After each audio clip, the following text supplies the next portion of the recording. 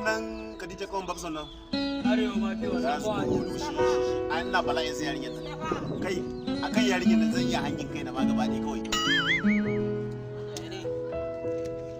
Aboki na kamata ka yi aure. kuma ka san abin da ke cikin raina ina wannan Khadija kallo Arewa ma fi mawaƙin nan da muke magana Arewa ma fi to ita nake so zan aura. Aboki na yarinyar nan ta tsawo da yawa. Ni dama dogon mace nake. Aboki na wallahi ni da kai makaranta kawai zan kuma ci gaba da karatu na. Jiya na dawo jiya na gama.